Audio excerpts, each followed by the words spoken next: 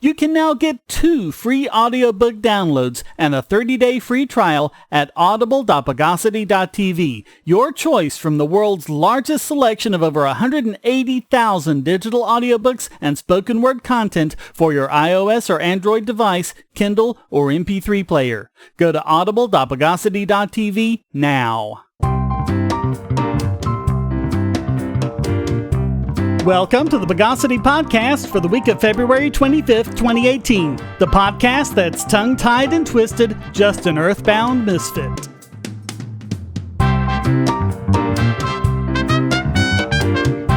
This is your host, Shane Killian, and returning this week is Charles Thomas. Welcome back, Charlie. It's been a while, but I am here once again, ladies and gentlemen, enjoying my dulcet tones. Let's refoliate the news of the Bogus. So if you remember a couple of weeks ago, I mentioned the best way to do unhackable voting was a paper ballot.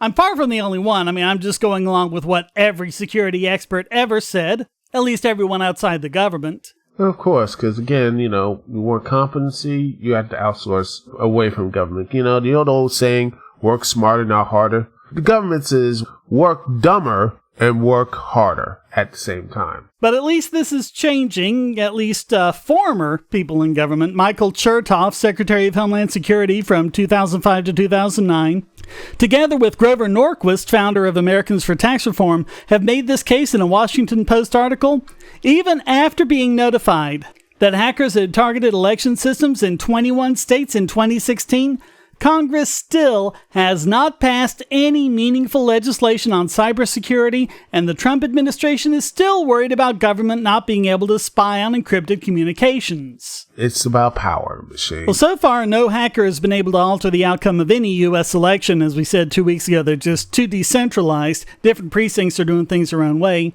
But we also talked about how they found out at DEF CON that every single voting machine from every single company had serious flaws that would allow a hacker, even one who didn't know anything about voting machines, to compromise them in a matter of hours, if not minutes. Yeah, there was an HBO documentary about this years ago.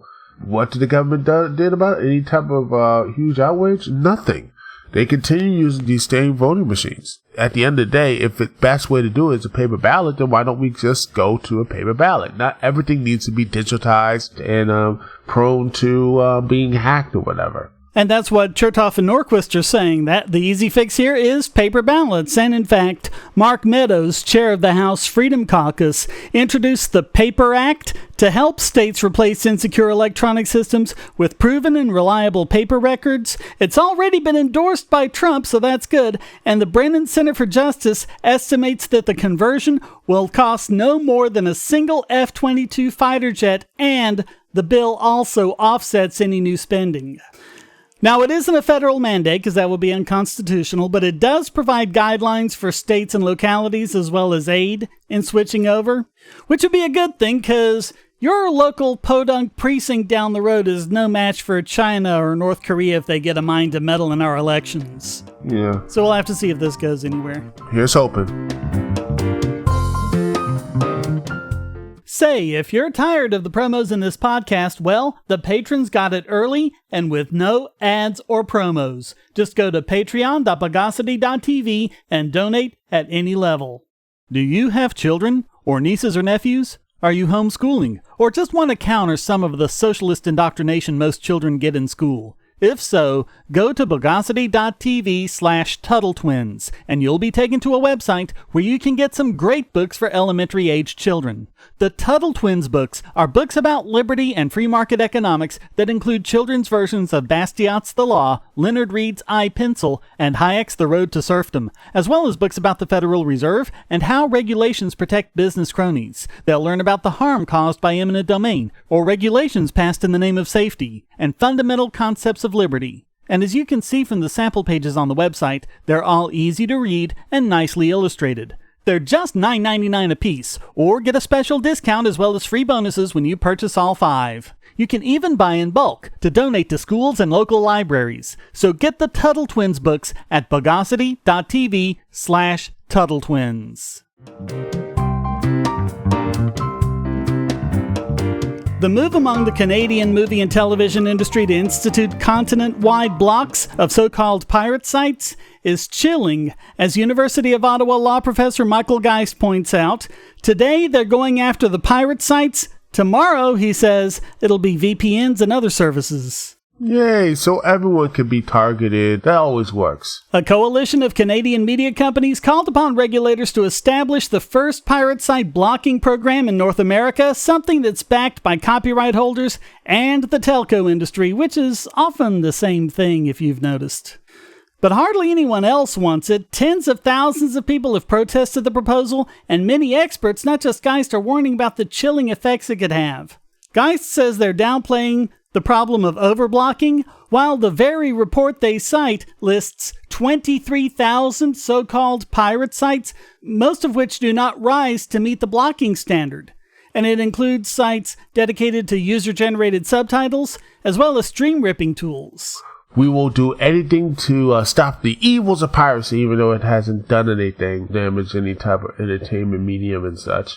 Because again, facts don't matter. Piracy bad, so we need more government interference that will screw up multiple innocent websites, destroy VPNs. Because then again, that's what government does. They give them an inch, they'll take the whole goddamn mile. And we've talked about the subtitles thing before. In fact, I think that might have been one you were on, Charlie, where we were talking about how if you have a hearing impaired person who speaks a different language and they don't have subtitles for it, then he can go onto one of these sites, get subtitles in his language and watch it. So it's great for accessibility. Well, again, they want to shut them down. And as far as the stream ripping tools, Geist said, quote, "Stream ripping is a concern for the music industry, but these technologies, which are also found in readily available software programs from a local Best Buy," who buys software from Best Buy anymore, "also have considerable non-infringing uses, such as for downloading Creative Commons licensed videos also found on video sites. Like the ones on my channel," your erstwhile host hastens to add. And he also warned that this could also be targeted against VPN services, and we've covered how the industry has successfully put pressure on Netflix and Hulu not to accept VPN connections, which is it's really hell when you're traveling, I gotta say, because every time I want to watch Netflix, I gotta tear down my VPN, and then it's like, but I'm in a hotel. I don't trust these other people in this hotel. I don't trust this network. I don't want to open up my network. They want a little bit, they get a little bit more and more and more. They screw it up, and even better, people will say, "Oh, well, the government messed with me. Well, we made this mess, so we'll try to fix it." And every ensuing fix will make the problem worse and worse and worse. And I mean, here we are trying to cover up for the huge mistake they made when they created the internet. That's not just me saying this. Vint Cerf, the father of the internet, says this. They screwed up by not allowing for an encryption layer when they created the internet. And so VPNs are just one way of doing this, and there's also other things like DNS crypt and other proposals to secure our DNS lookups. But, I mean, the industry really doesn't like these things because they're a very reliable way around the blockades. Governments don't like them either because you can get around the geo-blocks that way. Well, yeah. I like the fact that, we'll just LoJack everybody. Even though they can't possibly follow every single person. They just want to have that type of power. And, they won't stop until someone says, no, enough.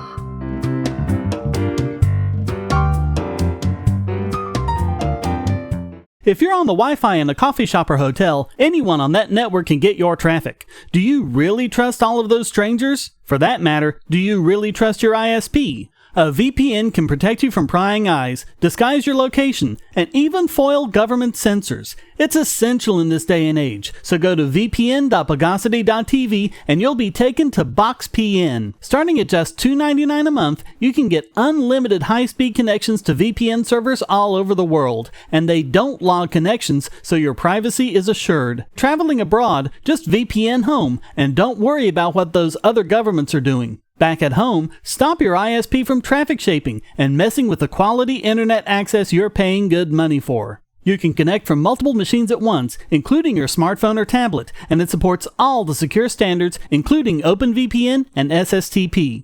Bypass censors and surveillance with your own secure VPN connection. Go to vpn.bogosity.tv.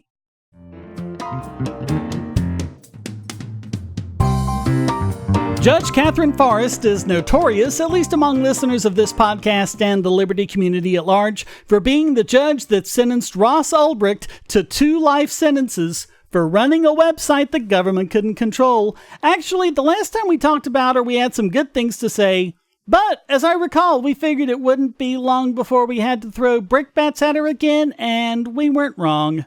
Right on the heels of a court laughing Playboy's ridiculous lawsuit out of court because linking isn't copyright infringement, Judge Forrest has ruled on a different case that simply embedding content is infringing even if the site isn't hosting the content at all. Wait, so you're basically saying that someone embedded some video. Yeah, or a tweet in this case. Tweet, that equals copyright infringement? Yep. No. That is, that doesn't make any sense. Well, like with the Silk Road case, we're seeing that her understanding of technology is even more pathetic than her understanding of the Constitution. Oh, joy. So what happened was, a Snapchatter named Justin Goldman took a picture of quarterback Tom Brady, put it on Twitter, the photo went viral, and a bunch of news sites embedded the tweet along with the pic, as they do, Mm-hmm. Well, Goldman decided to sue basically everybody, even though multiple different courts have said that this isn't in any way infringing. To tell if it is, you apply what's called the server test. In other words, you ask if the site is hosting the image itself. The server doesn't, nor does it receive the image. It's not receiving the image from Twitter and passing it on to you. Your browser makes a separate connection to Twitter and gets the image directly from them. And there's no reason why it should be on the website to understand every single tweet if something's copyrighted or not. It's just ridiculous. And this makes it even worse. So a picture of a person is a copyright infringement now? I mean, if someone took a picture of a famous person, in public, was this picture done in public? I mean, if it was, that means there's no real copyright or privacy concern. Well, no, you still have, because you have 2 kinds of copyright with a picture. You have the ownership of the subject and the ownership of the picture itself. Now, this Tom Brady guy, he owns his own likeness, but he is a public figure, so, I mean, he's pretty much fair game there. That's how the paparazzi do their thing. But the photographer still, even if it's in public, the photographer still owns the photograph. So, I mean, if a news website did take a copy of the picture and put it in their news story, he could say, hey, wait a minute, that's my picture. You need to pay me for it. And that's why you also see underneath the picture, it'll say photo by, such and such, Justin Goldman or whoever, because they're giving credit to the photographer. So you still own the picture, but in this case, it's not even Twitter this do it. He did it. He put it up in a tweet, and then other people are just embedding the tweet, and now he's complaining about it. So he put it out in public, and now he's pissed off it's even more public?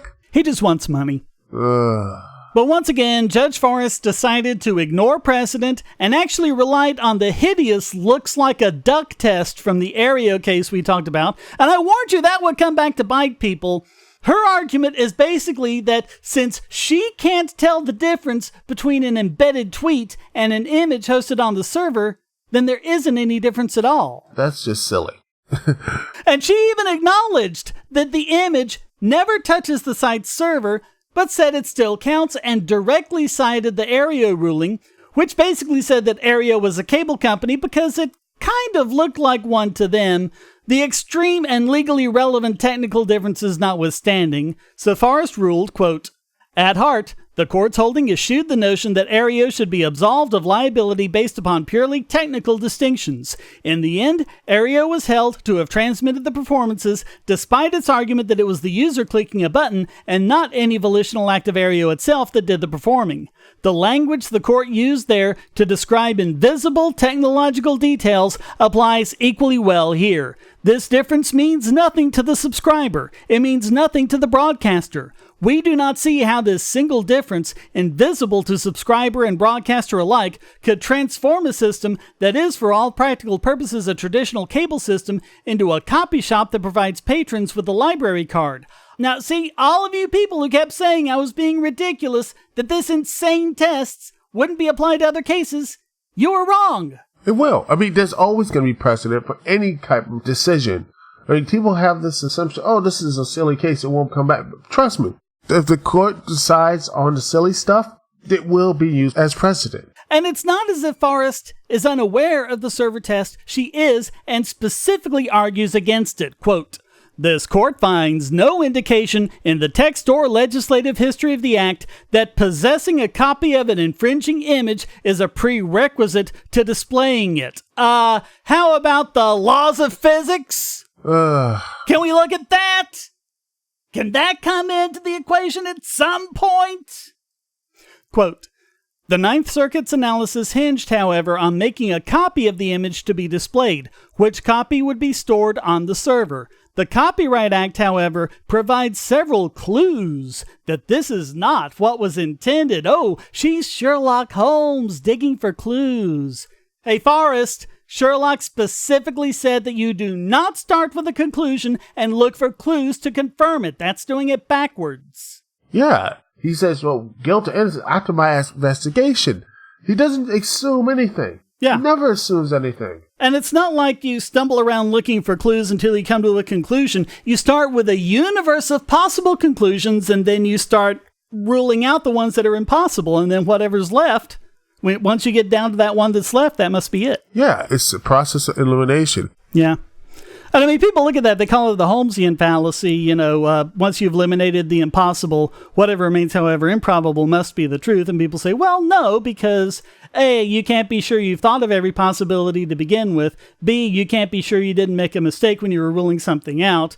But I think if you look in the context of what Arthur Conan Doyle was writing, keeping in mind that he was doing this in the 19th century, what he was saying was you shouldn't be trying to confirm a conclusion. You should be trying to falsify conclusions to get them out of the way. So he was ahead of Karl Popper on that one. I mean, it would have been nice if he had gotten it better, but hey, it was 19th century, so, give the guy a break. Quote, "In several distinct parts of the Act, it contemplates infringers who would not be in possession of copies, for example, in section blah, blah, blah, which exempts small commercial establishments whose proprietors merely bring onto their premises standard radio or television equipment and turn it on for their customers' enjoyment from liability. HRF blah, blah, blah. That these establishments require an exemption, despite the fact that to turn on the radio or television is not to make or store a copy, is strong evidence that a copy need not be made in order to display an image." But that's an incredibly different thing. Those establishments are showing the work. The content is on their premises. That is not the case with these news sites. This would be more like, someone out on the street is listening to a boombox, the music leaks in, and so you go to the proprietor and said, aha, the audio got onto your premises, so we need to sue you for that. He wasn't the one doing that. Even more bizarre, quote, "The role of the user was paramount in the Perfect 10 case. The district court found that users who view the full-size images after clicking on one of the thumbnails are engaged in a direct connection with third-party websites, which are themselves responsible for transferring content." Yeah, that's the user taking the action, which makes the user responsible. The user is making a connection with a third-party website. The third-party website is responsible, not the publisher, not the first-party website. I mean, did she not even think through her own ruling? No, I guess she didn't. And as I warned people about the Aereo case, this could have massive ramifications for the internet. Judge Forrest is proving this right here. Here's hoping that some other judge will shoot this down for the crap that it is, and maybe someday we can get a better Supreme Court that'll overturn Aereo also.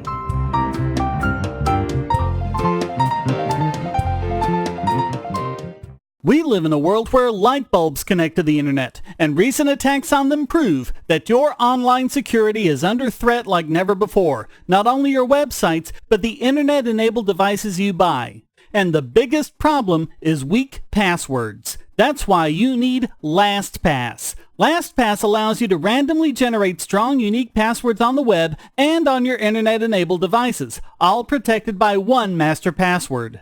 LastPass sets up in minutes and gives you secure automatic logins throughout the web, synchronizing across all your browsers, all your computers, and even your mobile devices, at home, at work, or on the road.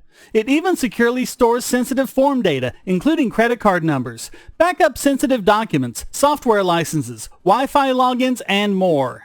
And with LastPass Premium, you can get these benefits on other applications, manage passwords for your entire family, and also get priority customer support. Sign up at password.bogosity.tv for a free month of LastPass Premium. Log in securely everywhere using the last password you'll ever have to remember. Go to password.bogosity.tv and get LastPass now. And now it's time to lock and load our Sarcasotron Collider for this week's biggest Bogon emitter. And this week it goes to Everytown for gun safety, and subscribers to my YouTube channel have seen me go after them on multiple occasions, like when they showed themselves so ignorant of guns that they depicted a gun as firing the entire cartridge. Oh, wow. Or even worse, when they deliberately lied about a news story where a would-be thief was shot in the heel and wounded, but they turned it into shot 7 times, killing him. Again, just the people will do anything to fit their narrative, you know? But they've really outdone themselves now with the claim that the recent tragedy in Florida is the 18th school shooting this year, a lie repeated by CNBC, Politico, The Washington Post, ABC, and many others. And the worst thing about this, if you point this out, you are looked as a gun nut, amosexual, which I don't even know what that type of thing. When you point out some facts, oh, you just want kids being killed. No. If you want to do it right, don't fall into propaganda that people will use and manipulate you. And sadly, a lot of people who are going to be manipulated by this BS. Now, at least USA Today and the Washington Post retracted the article. In fact, USA Today wasn't very polite about their retraction. They said, quote, Everytown for gun safety, the gun control advocacy group responsible for spreading this bogus statistic, should be ashamed of its blatant dishonesty. And a little later, they referred to it as, quote, propaganda. It is propaganda. Yeah, complete propaganda.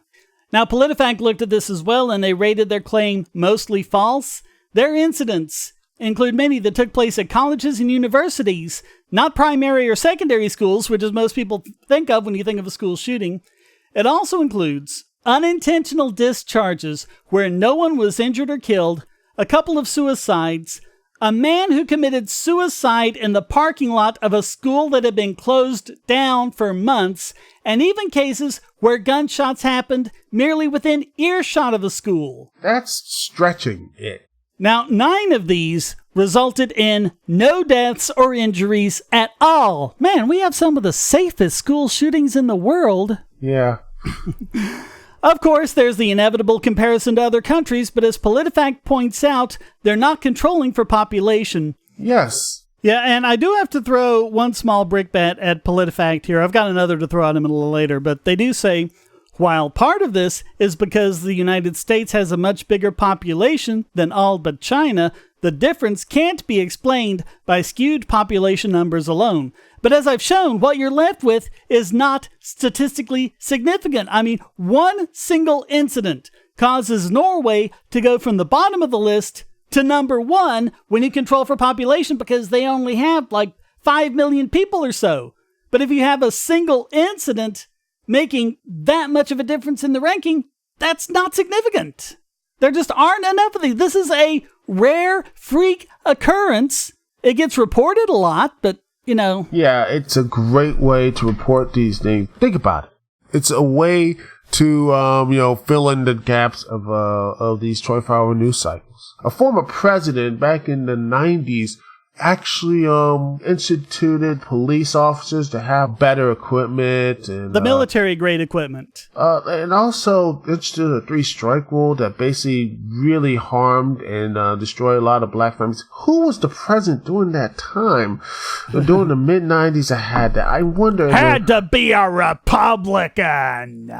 Yeah, and the wife of that person actually called the criminal element super predators and such. I wonder who said that. I just don't know. Who was it? Well, it couldn't have been a nice, non-racist, peace-loving Democrat. They would never do anything like that. Oh, no, they're the salt of the earth. They are so pure. So, PolitiFact talks about the bogus claim of TV journalist Jeff Greenfield, quote, that there have only been 18 school shootings in the rest of the world over the past 20 years, Greenfield told us he couldn't recall the source of that information, adding, "Yes, I cop to insufficient research." Greenfield removed his tweet within 24 hours of posting it. So that's good. Good on PolitiFact on that. But now I got to throw another brickbat at them. They say that out of the 18, only 3 constitute a mass shooting. But it's infuriating how this definition of mass shooting keeps changing depending on the story whoever it is wants to tell. I mean, look at the comments on my videos, comments on other videos, look at articles, look at, experts putting statistics together, and there's all sorts of claims all over the place with many different sources cited, and the only one that has any consistency to it at all are the ones who say that a mass shooting is when 4 or more people are killed. That's the criteria Mother Jones used to try and claim that armed citizens didn't have any effect on mass shootings, because they listed all of those, and none of them were stopped by an armed person because the armed person prevents it before the death toll gets that high. Yeah. Again, it's that selective journalism. Yeah. But by that definition, 4 or more people killed, the Florida shooting is the only school shooting so far this year. Oh, yeah. And by the way, I want to say this.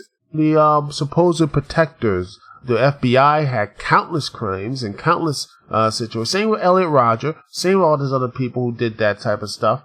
They have the evidence right in front of them. Yeah.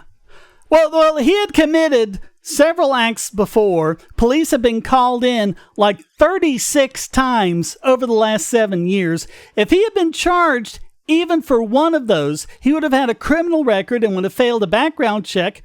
I mean, the problem here is not lack of gun regulations. The regulations needed to prevent it were right there, and they didn't work. And he had also made many posts on social media under his real name saying he was going to shoot up his old school. The FBI knew about it and did nothing because they were too busy chasing Russian conspiracies. I mean, every piece was in place for them to find this guy and prevent it.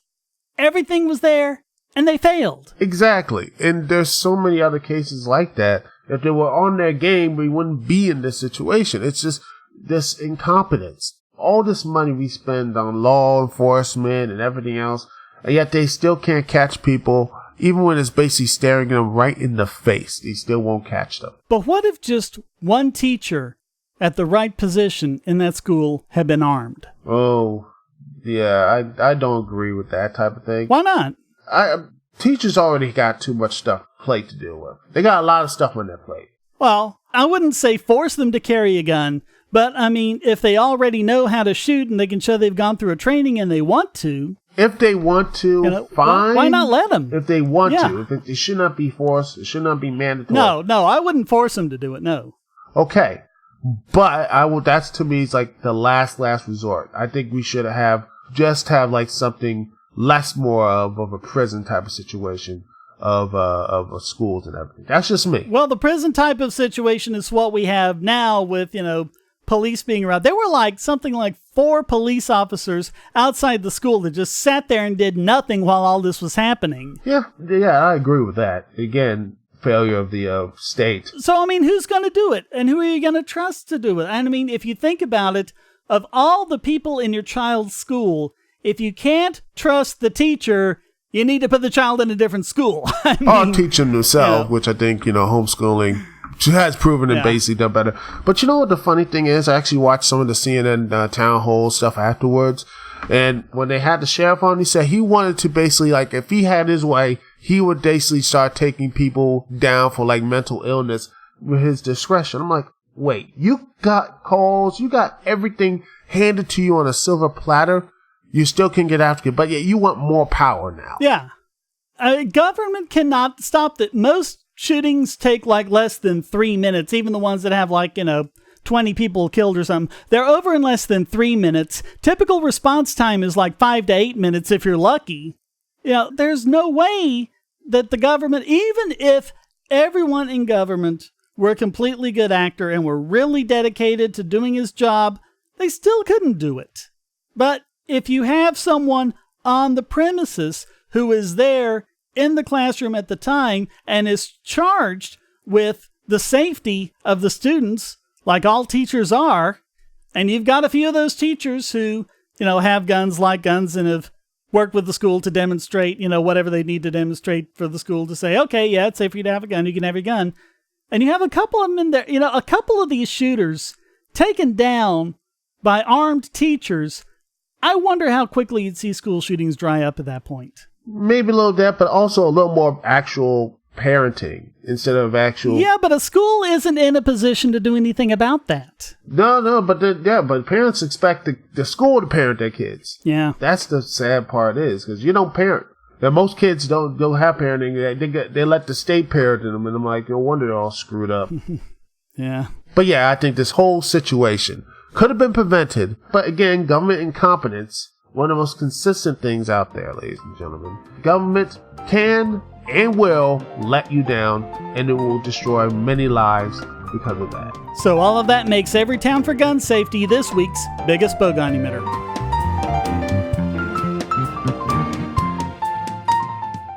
If you're going to shop online, use our special links to shop at Amazon. Clear your cookies and go to amazon.bogosity.tv, and you won't pay a penny more for your purchase. If you haven't used the mobile app in the last 12 months, or even at all, go to get5.bogosity.tv on your phone or tablet and get $5 off your order of $10 or more. Go to prime.bogosity.tv for a free 30-day trial of Amazon Prime and enjoy thousands of movies and TV episodes, borrowed Kindle books, and get unlimited 2-day shipping for free. And speaking of Kindle, go to kindle.bogosity.tv for a 30-day free trial to Kindle Unlimited. Read over 1 million books and listen to thousands of audiobooks on any device. You can go to music.bogosity.tv and get a free 30-day trial of Amazon Music Unlimited with access to Amazon's entire library of 10 million songs, ad-free and with unlimited skips, and even download to listen offline. All great ways to help this podcast simply by shopping at Amazon.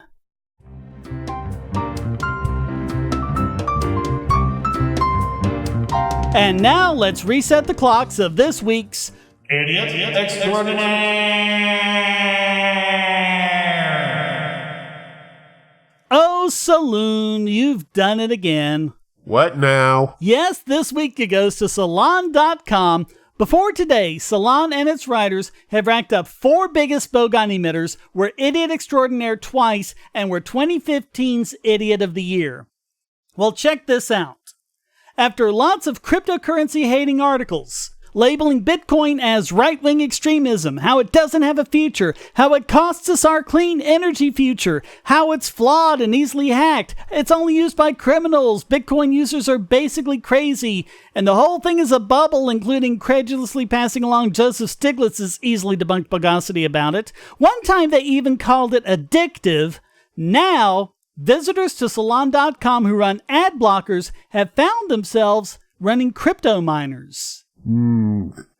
That's good hypocrisy right there. I mean, it's not that it's that bad an idea. Salon's blatant hypocrisy aside, it would be kind of cool to relieve users of advertising and just ask them to give up a few CPU clocks. On the surface, that seems okay, but there's some problems here. See, in order to run this in the browser, it needs to run in JavaScript, which is not a very efficient or CPU-friendly language, and users are reporting that their processors are being pinned while visiting Salon, just cranked up to 100% to the point where it locks up the computer. JavaScript is incredibly wasteful of system resources. And understand, it's not free to the user. They do pay for this. When your CPU uses more power, it uses more electrical power that you're billed for at the end of the month. And even in a best-case scenario with people using efficient GPU miners or even ASICs, it's still the case that most people will pay more in the extra power bill than they'd get from generating the cryptocurrency. Unless you're lucky and live in some place with cheaper power, you're probably going to pay more than you get. And CPU mining is hideously inefficient and power-hungry, and so it's little wonder that the ad blockers have started blocking the crypto miners by default. Oh yeah. Salute to Salon. Thanks, Salon. Thank you for that. Yeah, for doing this in such a ham-fisted way, and especially in light of their incredible hypocrisy in blasting cryptocurrency while trying to obtain some themselves, Salon just has to take one more Idiot Extraordinaire!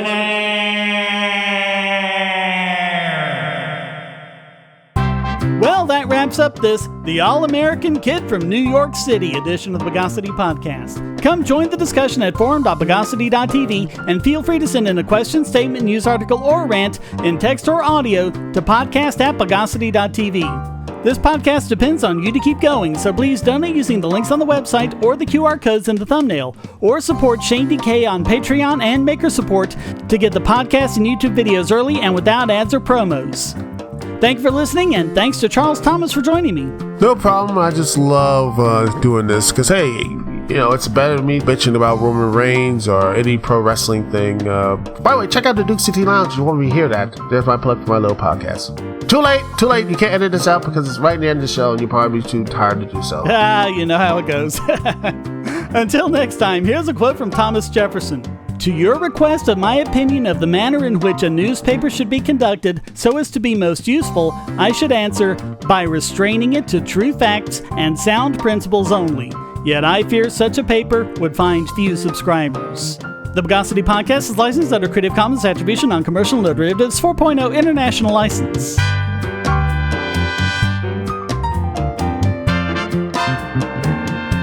Bogosity.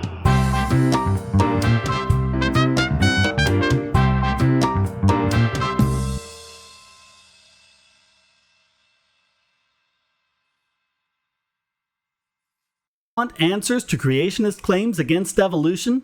Would you like to know more about evolution yourself, or even engage creationists more directly, with actual peer-reviewed sources to back you up? My book, How Evolution is Scientific, is designed to show the basics of evolutionary theory and how it is so well supported using the scientific method.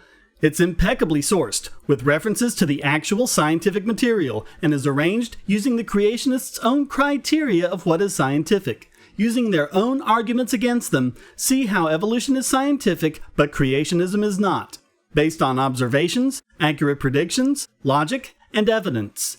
Get answers to common creationist claims, and even a primer on abiogenesis, the start of all life. It's all in my book, How Evolution is Scientific, available at Amazon and on Kindle, EPUB, and PDF as well. Get How Evolution is Scientific and never be taken in by creationists again.